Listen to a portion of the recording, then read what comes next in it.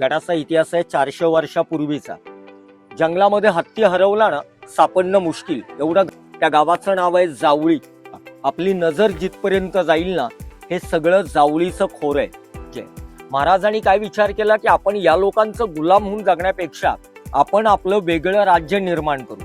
म्हणजे अफजल खानाला मारून शिवाजी राजांचा मोठा प्रताप झाला म्हणून त्यांनी गडाचं नाव ठेवलं ते प्रतापगड.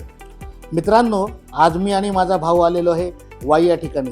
त्याचं थोडं काम होतं वाईमध्ये, तर त्याचं काम झाल्यानंतर तो येणार आहे रूमवर. पण मी काय केलेलं आहे, आमची संध्याकाळची तिकीट आहे मुंबईची, ती मी तिकीटच काय केलेली आहे, कॅन्सल केलेली आहे. तर का कॅन्सल केलेली आहे ना हे आपण पुढे बघूया. मित्रांनो, काल मी म्हटलेलं की मी माझ्या भावाला घेऊन येणार आहे एक सरप्राईज ठिकाणी. तर मी तुम्हाला दाखवतो ते सरप्राईज ठिकाण कुठलं आहे. किल्ले प्रतापगड. कसं वाटलं रे तुला? चांगलं चांगलं. चला बघायला जाऊया. चला. कॅब घेतोय मित्रांनो, भावाने घेतलेली आहे कॅब. हां, कॅबची गरज आहे बाबा. क्या बात कर रहे हैं? टुरिस्ट एक गाडी घेतली. किती रुपये काका? गाईडला 600 रुपये घेतात. अच्छा, किती स्पॉट दाखवता बोलले? टोटल 20 पॉईंट आहे. 20 पॉईंट. आम्ही एक गाईड घेतलं, तर तुम्ही पण गडावर येत असाल तर गाईड घेत जावा, कारण त्याने आपल्याला गडाची पूर्णपणे माहिती मिळते, है की नाही? हा. माझं नाव चंद्रकांत जंगम, मी इथला गाईड आहे. आपण आता जो प्रतापगड किल्ला पाहायला चाललोय, गडाचा इतिहास आहे 400 वर्षापूर्वीचा. सुरुवातीच्या काळात पाहिलं तर या डोंगरावरती गड नव्हता. तुम्हाला असा प्रश्न पडेल हे कसं असेल. तुम्ही ह्या बाजूला ज्या डोंगर दऱ्या पाहताय ना, हा डोंगर असाच होता. या भागामध्ये फिरताना तुम्हाला प्रत्यक्षात एक अनुभव आला, इथे जंगल भरपूर आहे. आता विचार करा, जर आपल्या काळात एवढं जंगल आहे तर राजांच्या काळात किती असेल. 4थीचं इतिहासाचं पुस्तक वाचलं, त्यामध्ये असा उल्लेख आढळतो, सूर्य उगवला तर त्याची किरणं दिवसभर जमिनीला कुठं स्पर्श करत नव्हती. जंगलामध्ये हत्ती हरवला ना सापडणं मुश्किल एवढं घनदाट असं जंगल. बरं, एवढं जंगल असताना या जंगलामध्ये लोक राहत होती. छोट्या वाड्या होत्या, वस्त्या होत्या, आणि आपल्या काळामध्ये वाड्या वस्त्यांची मोठमोठी गावं झाली. या गडाच्या आजूबाजूला गावं किती आहेत? 1-2 नाही, 105. एकनाथ शिंदे साहेबांचं गाव पण त्याच्यामध्येच आहे. पण 105 मध्ये एक गाव असं आहे ते बरोबर या गडाच्या खाली पायथ्याला आहे. तुम्ही आता गाडीने तिथूनच गडावरती आलाय. त्या गावाचं नाव आहे जावळी. आणि मग इतिहासामध्ये गाजलेलं, या गडाच्या चारी बाजूला आपली नजर जिथपर्यंत जाईल ना हे सगळं जावळीचं खोर आहे, जावळीचा परिसर आहे. छोटंसं गाव आहे, परिसर मोठा आहे. जावळी कुणाकडे होती? चंद्रराव मोरे, माणूस आपला होता. अहो, पण इथं राज्य कुणाचं, सत्ता कुणाची? विजापूरचा बादशाह होता आदिलशाह. आदिलशाहची सत्ता इकडे होती. आता विजापूर म्हटलं तर इथून आलं ते कर्नाटक बॉर्डर 350 किलोमीटर लांब आहे. म्हणजे इथे होता विजापूरचा बादशाह, तो आदिलशाह. दिल्लीमध्ये होता तो इकडचा म्हणजे हैदराबादला निजाम होता, आणि दिल्लीत होता तो औरंगजेब. म्हणजे आपण साधारण विचार केला ना, सगळं मोघलांचं साम्राज्य आहे. महाराजांनी काय विचार केला की आपण या लोकांचं गुलाम होऊन जगण्यापेक्षा आपण आपलं वेगळं राज्य निर्माण करू. बघा, काळ असा आहे, ज्याला कुणाला त्या काळामध्ये वेगळं राज्य निर्माण करायचं त्याला गरज होती गड किल्ल्यांची. तो गड लहान असो किंवा मोठा, जावळीमध्ये गड बांधावा लागेल. जावळीत गड बांधायचंय तर पाचगणीचं पठार आहे, महाबळेश्वर आहे, हा गड तिकडे बांधता आला असता. राजांनी इथेच गड का बांधला? तर याला कारण 2. एकतर आपल्याकडं सैन्यबळ कमी आहे, आणि दुसरं कारण, या गडाच्या टॉप पर्यंत आपण जाणार आहे. चांगलं वातावरण असेल ना, आपल्याला आजही दुर्बीनची गरज नाही. या गडावरनं मागच्या बाजूला कोकणातलं खेड, पोलादपूर, महाड आणि रायगड आजही आपल्याला विदाऊट दुर्बीन दिसला जातो. आणि या बाजूला कोयना नदीपर्यंत दिसतो तो घाट.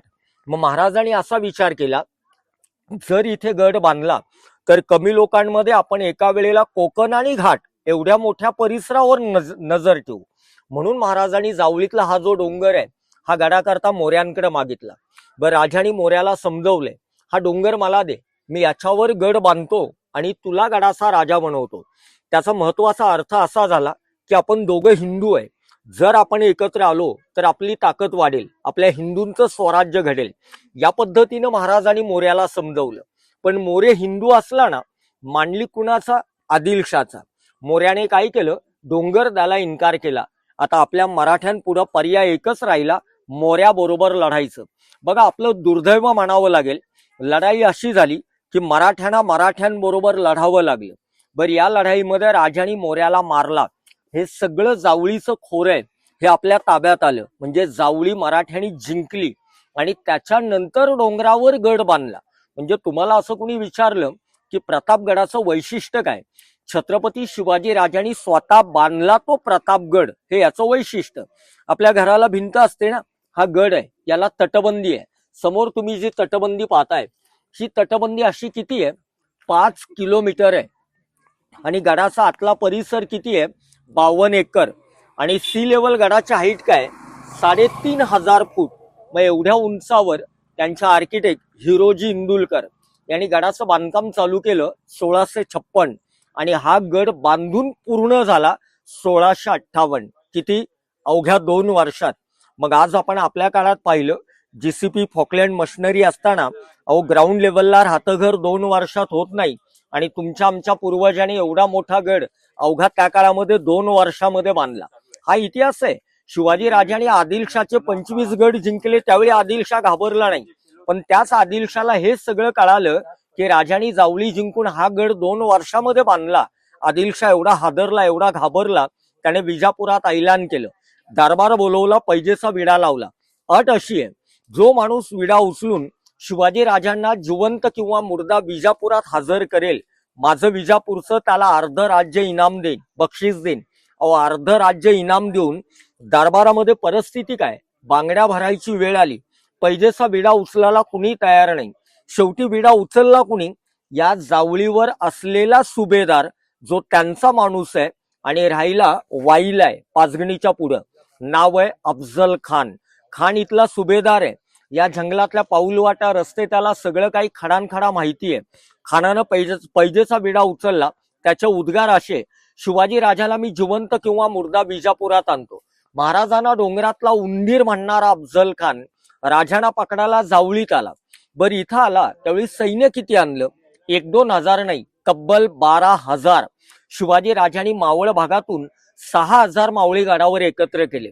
आता खानाची फौज डबल आहे, ताकद अफाट आहे, पण त्यालाही माहिती आहे सैन्य किती असलं ना, आपण विजापुरातनं वाईपर्यंत आरामात जाऊ. वाईपासनं पुढं या घनदाट जंगलात घुसून डायरेक्ट गडावर आपण आक्रमण करू शकत नाही. त्याच्या मागचं कारण आहे की हा गड राजांनी बांधलाय. मग आपण असं काहीतरी करूया ना की महाराज गड सोडतील आणि आपल्या मावळ्यांना घेऊन शिवाजी राजे वाई भागात मैदानात आले पाहिजे, असं काहीतरी केलं पाहिजे. अफजल खान निघाला विजापुरातनं.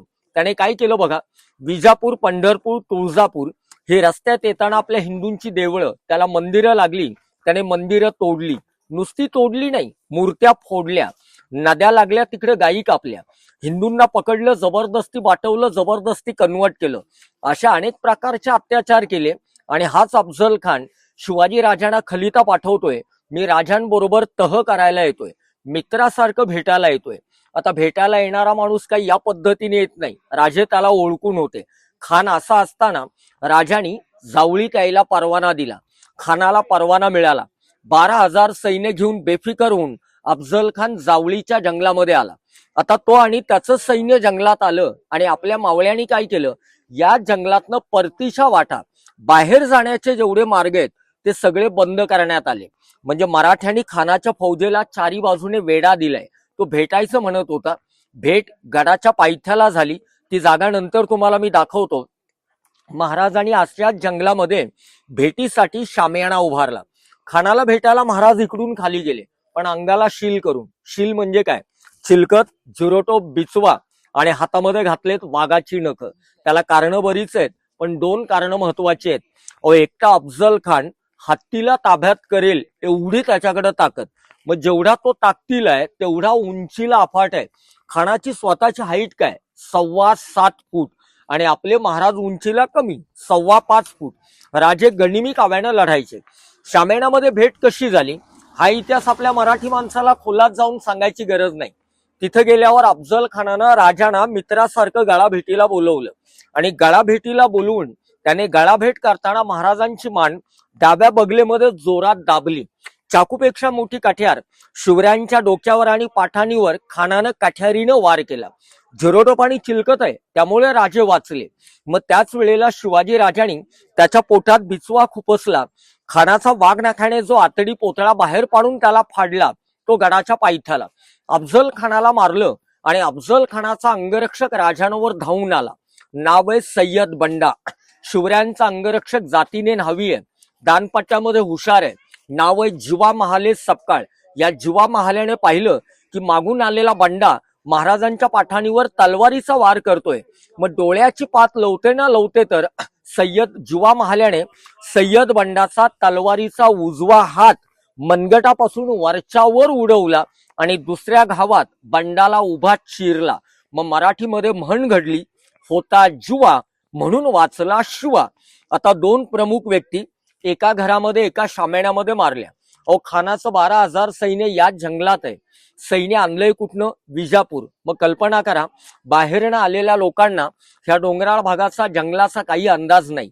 आपल्या लोकांबरोबर लढाई झाली. जावळीमध्ये मराठ्यांनी खानाचं सैन्य कापलं किती? 1-2 हजार नाही, तब्बल 11,000. 1,000 सैन्य.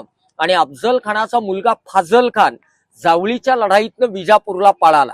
म्हणजे मी तुम्हाला आधी काय म्हटलं की त्यांनी डोंगरावर गड बांधला, त्यावेळी याला काही नाव ठेवलं नाही. महाराजांनी गड बांधला आणि मग अफजल खानाला मारला.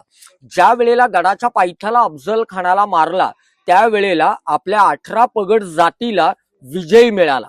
आणि खेड्यापाड्यात राहणारी आपली जुनी लोक विजयाला प्रताप मिळाला म्हणतात.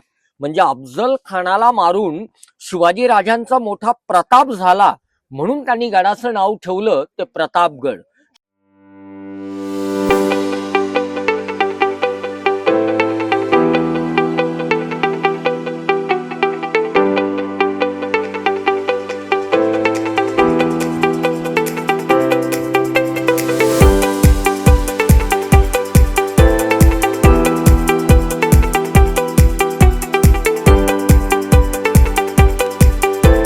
किंवा गडाबाहेर आउटसाइड कुठे ओपन होत नाही, कुठे जात नाही, कुठे उघडत नाही. तुम्ही असं म्हणाल हिला बनवलं का? त्याच्या मागचं महत्वाचं कारण आहे, राजा अफजल खान भेटीला गडाच्या पायथ्याला गेले. आपला गड एका बाजूला आहे. जाण्याच्या आधी आपल्या गडाचं संरक्षण गरजेचं आहे. महाराजांनी ही गुहा बनवली आणि ज्या दिवशी अफजल खान भेटीला गेले ना, काही मावळे याच्यामध्ये लपून गेले. कारण गडाचा दरवाजा इथे जवळच आहे. ही लढाई आहे, त्याच्यामध्ये जर वर खाली काही होऊ शकतं. कदाचित असं घडलं की अफजल खाननं राजांना मारलं, खान गड जिंकायला इथं येईल आणि तो जर इथे आला तर या मावळ्यांनी त्याला गनिमी काव्यानं इथं खलास करायचं असा एक प्लॅन होता. पण या गुहेचा परत काय वापरच झाला नाही, कारण महाराजांनी स्वतः अफजल खानाला गडाच्या पायथ्याला मारला. मग हा जो डोंगर आहे, ही गुहा आहे, पुढे ती पाण्याची टाकी आहे तिथपर्यंत होता. गडावर जाण्याचा हा घोड्यांचा मार्ग. पायऱ्या नव्हत्या, घोडे वर जायचे, कच्चा रस्ता होता. गव्हर्नमेंटनं गाडीचा रोड, पायऱ्या सगळं आपल्या काळात नवीन केलं. पुढे असलेला डोंगर सगळा पाडला आणि दगडी माती टाकून ती गुहा बुजवली. म्हणजे यांची भेट ज्या ठिकाणी झाली ना, ती जागा तुम्हाला पुढून दाखवतो.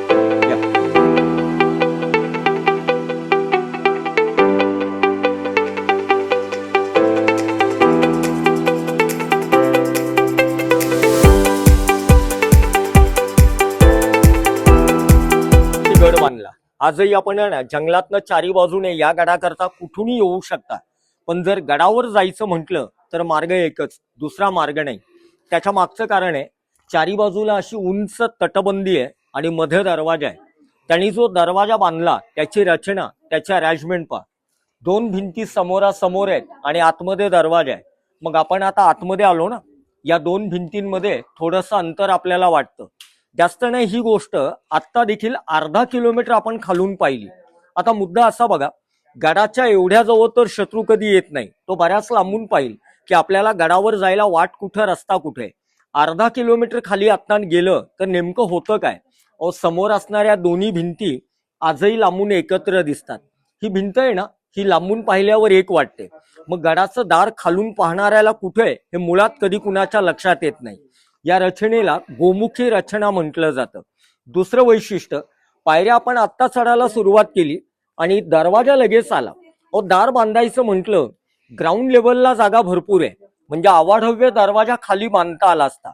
पण आपला दरवाजा मुद्दाम उंचावर अवघड ठिकाणी बांधलेला आहे. जर गडाचं दार ग्राउंड लेवलला आहे, शत्रूचा हत्ती स्पीड मध्ये येईल, आरामात दरवाजा तोडेल. सैन्यामध्ये हत्ती नाही, तर लाकडाच्या ओंडक्याने दरवाजा तोडाल. पण हे सगळं कधी शक्य आहे? दरवाजा ग्राउंड लेवलला असेल तर. मग दार अशा ठिकाणी बांधलं. ह्या आपल्या काळातल्या पायऱ्या. इथपर्यंत चढताना तुम्ही आम्ही अनुभव घेतला. ना हत्ती येऊ शकत ना लाकडी ओंडका, म्हणजे आपला दरवाजा शाबूत. तिसरं वैशिष्ट्य, या गडाचं दार लहान आहे. अहो, दरवाजा तोडल्यावर आक्रमण करायची वेळ येईल. घोड्यावर एका वेळेला एकच घोडेस्वार आत गेला पाहिजे म्हणून छोटा दरवाजा आहे. दार मोठा असेल ना तर एका वेळेला जास्त लोक आतमध्ये जाणार. त्यामुळे दार बांधताना लहान बांधलं. आणि एवढं प्लॅन करून शत्रूची एक तुकडी इकडे आली. आता आपल्या लोकांना त्यांना मारायचंय. काही झालं तरी आपल्याला गडाच्या बाहेर यायची गरज नाही. शेवटचा पर्याय शिल्लक राहिला या भिंतीमध्ये असणारी छिद्र. ही छिद्र पाहताय, शत्रूच्या अंगावर उखळतं पाणी, उखळतं तेल टाकायला. आणि त्यातून वाचला तर समोर असणारी छिद्र तोफेचा मारा करायला. किती जबरदस्त डोक्याचा वापर करून गड बांधला. काय परफेक्ट प्लॅनिंग आहे. छत्रपतींचे गड किल्ले बांधले त्या आर्किटेक्टचं नाव आहे हिरोजी इंदुलकर, ज्यांनी रायगड बांधला. अहो, आज हे सगळं आपण 400 वर्षांनंतर पाहतो. मग हे पाहिलं की आपल्या काय लक्षात आलं की खरंच त्या काळातला आर्किटेक्ट आणि आजचा डिग्रीवाला इंजिनियर तो याच्या पुढे फेल आहे. त्याचं डोकं एवढं चालत नाही. या पाणी म्हणाल तर 12 महिने. एक लक्षात घ्या, गडावर जर पाणी नसतं तर हे लोक 400 वर्षापासून राहिले नसते.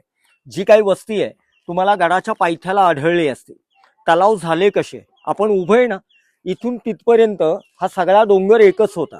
मग आपल्या मावळ्यांनी या डोंगरावर गड बांधला. याला लागणारा जो काही लहान मोठा दगड आहे खालनं वर आणला नाही. दगड खालून वर आणायचा आणि गड बांधायचा तर 15-20 वर्ष लागली असती. लागणारा दगड आतून अशा ठिकाणी काढण्यात आला. आणि खोदकाम करताना फायदे 2 झाले. दगडी मिळाल्या, एवढ्यावर झरे लागले. एक विचार केला ना, आज आपण ग्राउंड लेवलला 250-300 फूट बोर मारली, आपल्याला पाणी मिळत नाही. निसर्गानं साथ दिली. ही जिवंत उदाहरणं आपल्याला गड किल्ल्यांवर पाहायला मिळतात.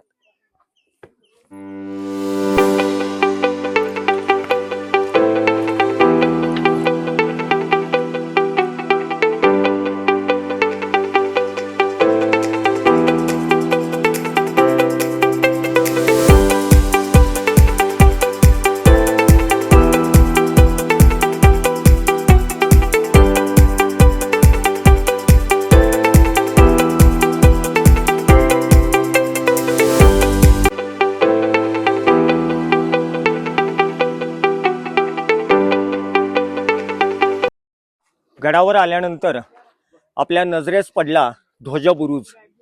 आता एक लक्षात घ्या, बुरुज म्हणजे काय? टेहणी करायचं ठिकाण. शत्रूचं सैन्य येतं कुठं जातं कुठं, बुरुजावरनं बघा. कुणी आलं तोफेचा मारा करा. ह्या गडाला असे बुरुज एक नाही, एकापेक्षा एक वर 4 कोपऱ्यात 4 आहेत. 4 बुरुज असले ना तरी तुमच्या आणि आमच्या ओळखीचा हा एकच आहे. मागचं कारण असं आहे, आपल्या लहानपणापासून आतापर्यंत शाळेच्या इतिहासाच्या पुस्तकात आपण पाहिलेला प्रतापगड म्हणजे हे चित्र. टीव्हीला, इंटरनेटला, मराठी पिक्चरला हे दाखवतात. पर्यटकांना असं वाटतं की हा खरं गड आहे आणि ही वस्ती आहे. जास्तीत जास्त लोक इथे गर्दी करतात, फोटो काढतात, इथून निघून जातात. त्यांच्याकरता एवढाच गड. पण आपला गड 52 एकर मध्ये आहे. बरं, आतमध्ये आल्यानंतर हे बघा 2 मार्ग आढळले. या पायऱ्या झाल्या, इथून जायचे बाकीचे मावळे, आम जनता. डाव्या बाजूला हा दरवाजा आहे, राजमार्ग. शब्दामध्ये अर्थ आहे, मार्गाचा वापर राजानं आणि त्याच्या परिवारानं करायचा. आपल्या काळात महाराजांची बरोबरी आज कुणी करूच शकत नाही. याच गडावरचे नाही तर बहुतांशी गडांवरचे असे राजमार्ग बंद करण्यात आलेले आहेत. तटबंदीवरती रस्ता दिसतो बघा, इथे पण आहे आणि इथे पण आहे बघा. पायऱ्या दिसल्या ना, हा रस्ता कशाला? तर इथून मावळे गस्त घालायचे, तटरक्षक फिरायचे, त्यांच्याकरता पॅट्रोलिंग रोड आहे. एखादा मावळा या भिंतीवरनं असा जर आत्ता इथून चालत गेला आणि समजा कुठेच उतरला नाही तर इकडून गेलेला मनुष्य 3.5-4 तासानंतर या भिंतीवर इथं येऊ शकतो. गडाची पूर्ण तटबंदी आजही फिरता येते. 3.5-4 तास लागतात. पूर्ण गड बघून आल्यानंतर आपण इथनच उतरणार आहे. तुम्हाला जाताना त्या बुरुजावर जायचं असेल ना तर जाऊ शकता, काय हरकत नाही. आता थोडं इकडे या आणि इथून दिवे लावायचा दीपस्तंभ बघा. देव दीपावळीनंतर त्रिपुरी पौर्णिमा येते, त्याच्यावर आजही मातीच्या पंत्या लावतात. आणि पलीकडची गॅलरी आहे, चौथारा जुना आहे पण ती वरची गॅलरी आत्ताची आहे. म्हणजे मला हे म्हणायचंय, ती जागा उंचावर आहे. राजांच्या काळात त्या जागेचा वापर काय करायचे? मोठे मोठे नगारे वाजवायची जागा, नगारखाना प्रत्येक गडावर आपल्याला आढळतो. एक लक्षात घ्या, छत्रपती शिवाजी राजांचे किंवा मराठ्यांचे गड किल्ले किती? 1-2 नाही, 365. मग एवढ्या गडावर महाराज स्वतः राहू शकत नाही ना. राजे 25 वर्ष राहिले पुण्यामध्ये, वेल्हे तालुका, त्या गडाचं नाव आहे राजगड. शेवटची 25 वर्ष कोकणातला रायगड, आणि बाकीचे गड किल्ले मावळ्यांच्या ताब्यामध्ये देऊन टाकले. आता त्याच्यामधला आपण पाहतोय तो प्रतापगड. मग या गडावर मावळे किती? 6,000. पण लक्षात घ्या, 6,000 लोक आपल्या कुटुंबासह 12 महिने 18 काळ गडावर राहणं शक्यच नाही. राजांनी त्याच्यामध्ये पर्याय काढला.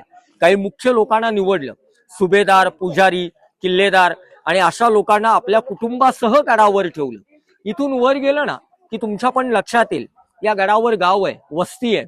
हे राहणारे लोक राजांच्या मावळ्यांचे वंशज. हे लोक आज राहत नाही, 12वी 13वी पिढी चालू आहे. आणि आपलं बाकी सगळं सैन्य गडाच्या बाहेर असलेल्या 105 गावामध्ये राहत होतं. मध्ये एक पिक्चर आला बघा, बाहुबली, तुम्ही पाहिला असेल. पिक्चर मध्ये सैन्याला नाव दाखवले, देव सेना, आणि आपल्या सैन्याला काय म्हणतात? मावळा. मग मावळ्याचा अर्थ काय? तर लक्षात घ्या, मावळा म्हणजे कुठली जात नाहीये. त्याचा पहिला अर्थ आहे मावळा म्हणजे मिळवला. आणि मावळा म्हणजे नेमकं काय? शेतकऱ्याची मुलं. म्हणजे आपल्या स्वराज्याचं रक्षण करणारा रक्षणकर्ता हाडाचा शेतकरी आहे. त्याला शेतीची कामं येतात, युद्धकला येते, गनिमी कावा माहित आहे, तलवार भाला चालवता येतो. अहो, मग गडावर 5-5, 6-6 महिने काहीच काम नाही, घरची कामं करा, शेती करा. सैन्य गावामध्ये शेती करतंय, आणि या सैन्याला गावातून गडावर एमर्जन्सी बोलवायचंय. मग त्यावेळेला मोबाईल नव्हते, व्हॉट्सअप ग्रुप नव्हता. जे काही सिग्नल होते, मेसेज होते ना, ते नगाऱ्यांवर होते. म्हणून आपल्याला प्रत्येक गडावर नगारखाना आढळतो. या जुनी शस्त्र, तो भाला आहे, ही तलवार आहे, मराठी मूठ असलेली, हा बिसू आहे. म्हणजे ही शस्त्र इथे असणाऱ्या प्रत्येक व्यक्तीच्या घरामध्ये. हे पूर्वीपासून मी तुम्हाला म्हटलं ना, 35 कुटुंब महाराजांनी ठेवली त्याच्यातले. आणि लोक राहतात ती आडनावानुसार आहेत.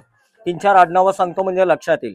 एकाचं आडनाव पुराणिक, म्हणजे ब्राह्मणाला देवळामध्ये जाऊन पोथी पुराण वाचायचं हे त्याचं काम, म्हणून आडनाव पुराणिक.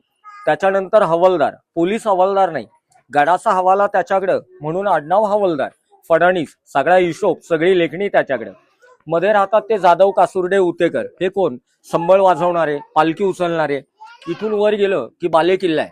बालेकिल्ल्यामध्ये राहतो लिंगायत समाज, म्हणजे पूजा विधी करणारे. या पद्धतीने ही लोक आहेत.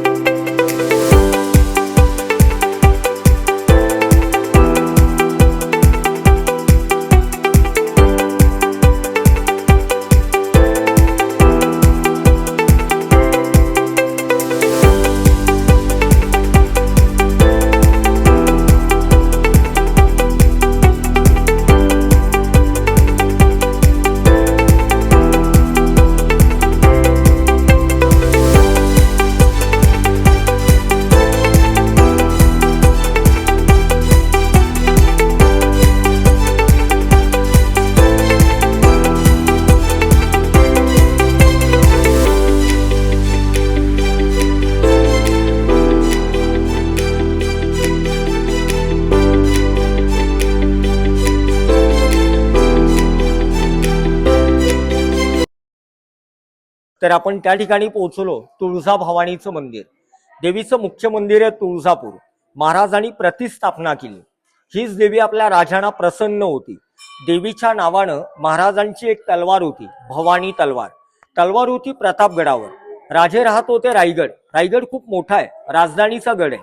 1680 ला महाराजांचा मृत्यू रायगडावर झाला, आणि त्याच्यानंतर 200 वर्ष उलटली. मग तलवारीच्या शोधात इथं ब्रिटिश आले 1818. जोपर्यंत तलवार सापडत नाही, त्या ब्रिटिशांनी काय केलं, ती आपली हत्यारं वापरली आणि हा आपला गड पूर्ण उद्ध्वस्त केला. म्हणजे आपण जो प्रतापगड पाहत आलोय, हा खरं ब्रिटिशांनी लुटलेला गड. म्हणून गडावर जुनी मंदिरं आणि गडाची भिंत आज एवढं शिल्लक राहिलं.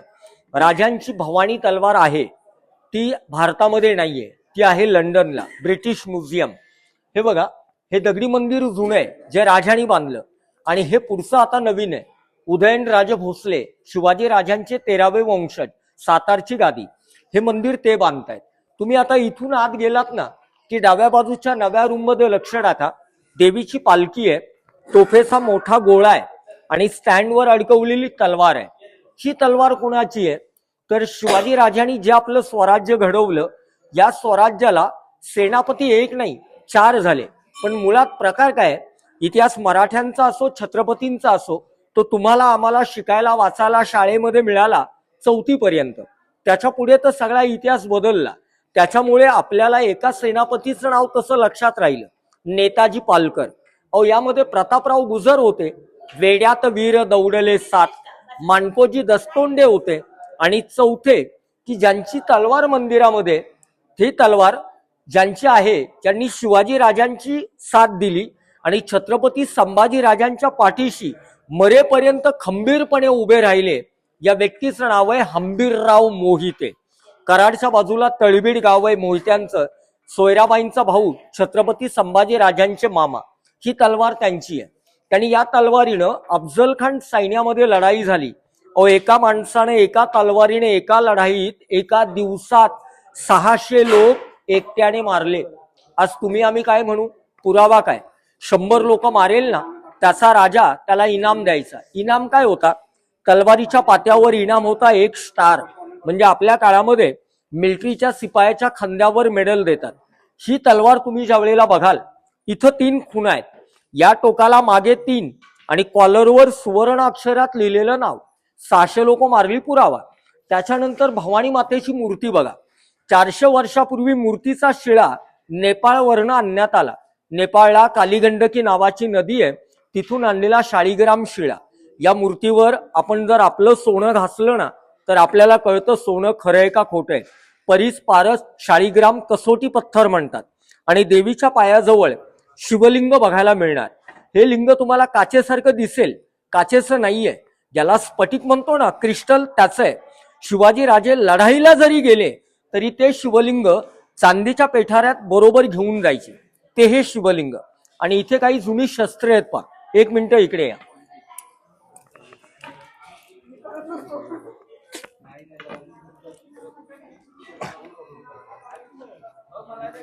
एक मावळ्याच्या तोफा आहेत.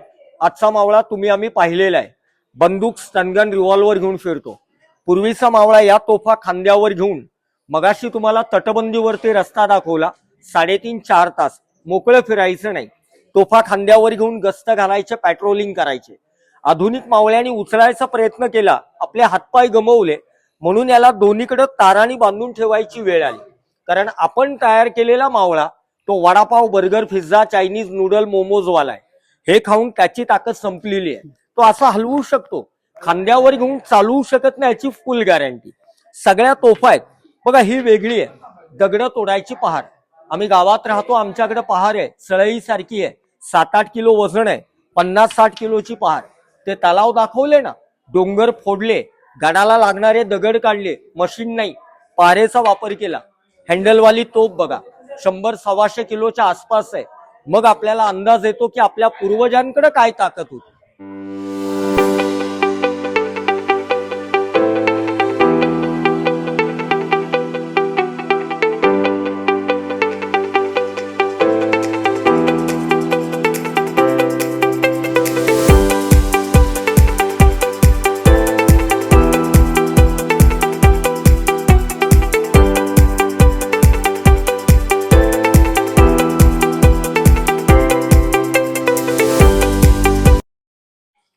इथं आता शंकराचं मंदिर आहे.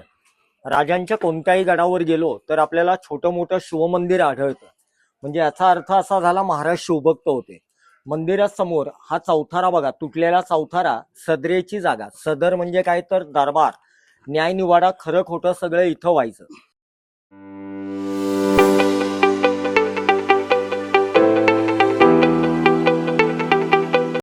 बरं, आता इथून लक्ष टाका, किती वर आलो आपण बघा. झेंड्याचा इतिहास, हा बुरुज जो आपल्या इतिहासाच्या पुस्तकात आपण पाहिला. खाली आपली गाडी पार्क आहे, तिथून वर आलो आपण. त्याच्यानंतर भवानी मातेचं मंदिर, हे कळसवालं, तिथे गेलो. ते हस्तकला दुकान. मंदिरामागे जो गोल राऊंड आहे ना, हा दुसरा टेहणी बुरुज. आणि आता इथे ते काम चालू आहे. आपण जाणार होतो तो तिसरा बुरुज इथे आहे. आणि मग पलीकडे कडेलोट. कडेलोट म्हणजे काय तर गद्दाराला पकडून तिकडे न्या, ज्याने गुन्हा केलाय, गद्दारी केली, त्याच्या हातपाय बांधा, धान्याचं मोकळं पोतं आहे त्याला पोत्यात घाला, पोतं बंद करा आणि कड्यावरनं दरीमध्ये लोटा. कड्यावरनं लोटणं म्हणजे कडेलोट. सजाए मौत. राजांच्या काळात एवढ्या कठोर शिक्षा होत्या म्हणून स्वराज्य घडलं, अशी परिस्थिती. तो 2 टोकाचा डोंगर बघा समोर दिसला, हा पण महाराजांचाच किल्ला आहे, मकरंदगड. जसा हा प्रतापगड तसा मकरंदगड.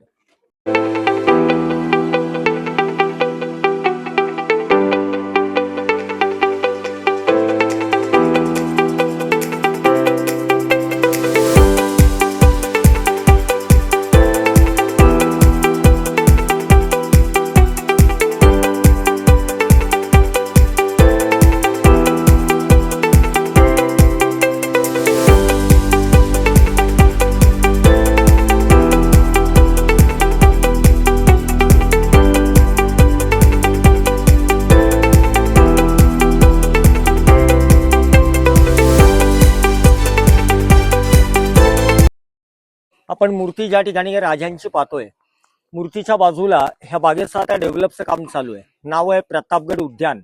ही महाराजांची मूर्ती इथं का बनवली? मागचं कारण असं आहे की महाराज या गडावर आले, त्यांना राहायचं असेल तर त्यांचा वाडा इथे होता, छोटंसं गावासारखं घर, कारण मोठा किल्ला रायगड आणि तिथे मोठे पॅलेस वगैरे होते. मग इथला तो वाडा तलवारी करता ब्रिटिशांनी लुटला, पाडला. राजे राहत होते, काहीतरी आठवण हवी आहे. मग आपल्या इंडिया गव्हर्नमेंटनं मूर्ती बसवली. ही मूर्ती खालून ज्यावेळी गडावर आणण्यात आली ती अखंड आणली नाही, वेगवेगळे 17 भाग आणले आणि मूर्ती इथं वेल्ड केली. जमिनीपासून तलवारीच्या टोकापर्यंत 36 फुटाची हाईट. दगडी चौथारा 20 फूट आहे. घोडी आणि महाराज 16 फूट आहेत. तुम्ही आता वर जी मूर्ती पाहताय ना 16 फूट, या मूर्तीचं वजन काय? 4.5 टन, 4500 किलो मूर्तीचं वजन आहे. ही मूर्ती पंचधातूची आहे, त्यामुळे ऊन वारा पाऊस किती असो कसलाही परिणाम नाही, झिरो मेंटेनन्स आहे. मूर्तीचं उद्घाटन केलं कुणी?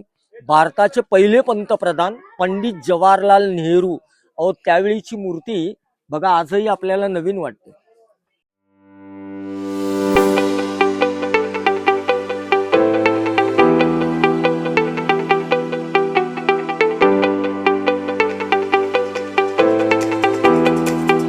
इतिहासात गेल्याचा भास होतो आणि आपण त्यांचे वंशज आहे किंवा त्यांच्या रक्तातून आपण घडलोय याचा, आणि आपण महाराष्ट्रात जन्माला आलोय याचा एक आपल्याला गर्व आणि एक अभिमान वाटतो.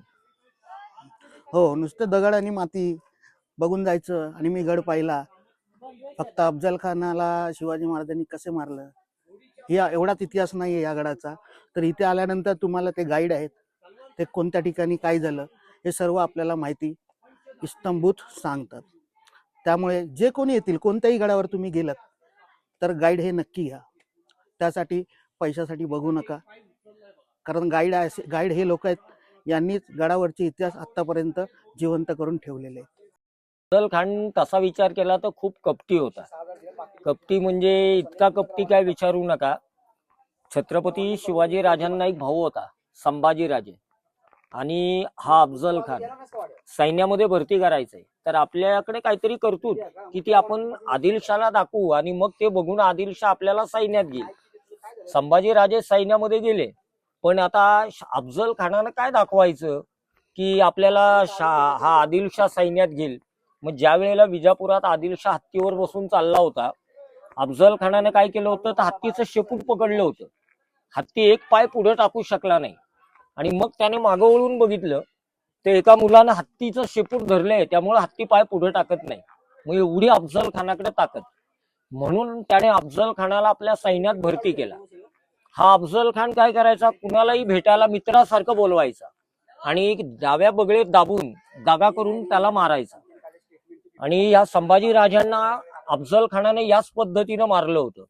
शिवाजी महाराजांच्या ते लक्षात होतं, म्हणून महाराज ज्यावेळी भेटायला गेले ते चिलकत जिरोटोप वगैरे सगळं घालून गेले. त्याच्या मागचं कारण संभाजी महाराज म्हणजे शिवाजी महाराजांचे थोरले बंधू. थोरले बंधू. आणि शहाजी राजांची पण धिंड काढली. हो, त्यांना साखळ दंडात बांधून त्यांना नेलं होतं. म्हणजे शिवाजी महाराजांचं हे कौटुंबिक वैमनस्य होतं. अच्छा. बघा नवीन नवीन आपल्याला हं. आणखीन माहिती देत आहेत. आणि दुसरी गोष्ट अशी की आपल्यामध्ये कोणतंही शुभकाम करताना आपण पोथी पंचांग पाहतो, त्यांच्यामध्ये धर्मगुरू काजी असतो. ज्या वेळेला महाराजांना पकडायचा त्याने पैजेचा विडा उचलला त्यावेळी त्या काजीला दप्तर बघायला सांगितलं. दप्तर बघितल्यावर काजीने भविष्य काय सांगितलं, शिवाजी राजाच्या मुलकात जाऊ नकोस, मारला जाशील. हे अफजल खानाला कळालं. त्याने डाव्या हाताची काजीच्या मुस्काडीत दिली, जागच्या जागी काजीला झोपवला, म्हणजे त्याने धर्मगुरू मारला. हे त्याच्या बायकांना कळालं. त्याच्या बायका, कुटुंब लहान होतं, 64 बायकांचा धनी अफजल खान होता. मग त्या बिचाऱ्या अडवत होत्या की तुम्ही तिकडे जाऊ नका. त्याने त्यांचा अडवायचा अर्थ वेगळा काढला. तिकडे गेल्यावर आपल्या जीवाचं बरं वाईट झालं तर 64 बायका दुसऱ्याच्या होतील, म्हणून त्याने काय केलं, त्या बायकांची कत्तल केली आणि मग तो आपल्या स्वराज्यात आला. म्हणून मगाशी म्हटलं की तो कपटी होता.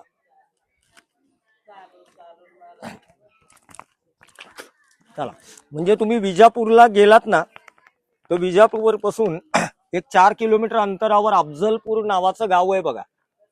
तिथे अफजल खानाने काय केलं, एक विहीर आहे खुनबावडी, नुसत्या बायका मारल्या नाही, त्या विहिरीमध्ये टाकल्या आणि मग त्या मुलाला घेऊन, फाजल खानाला घेऊन तो आपल्या स्वराज्यात आला. तर विहिरीच्या बाजूला त्या 64 कबरी आहेत. अफजलपूर गाव विजापूरच्या बाजूला गोल गुम्मट पासून 8 किलोमीटर अंतरावर आहे. गाईड यासाठी घेतले पाहिजे नाही की काही लोक सांगतो. विदाऊट गाईड येतात, मग ते फक्त दगड बघतात, पायऱ्या चढतात, शिवाजी महाराजांचा पुतळा वगैरे बघतात, पुन्हा रिटर्न खाली निघून जातात. तर माझ्या मते गाईडची जरी फी असेल तर ती लोकांनी दिली पाहिजे. आणि दिल्यामुळे काय होतं, आपल्याला हे गाईड लोक आहेत हा इतिहास गडावर जिवंत करून सांगतात. त्यामुळे एक एक वीट, एक एक जागा ही आपल्याला प्रत्यक्षात समोर बोलते आणि महाराजांचा आपल्याला सहवास लाभतोय.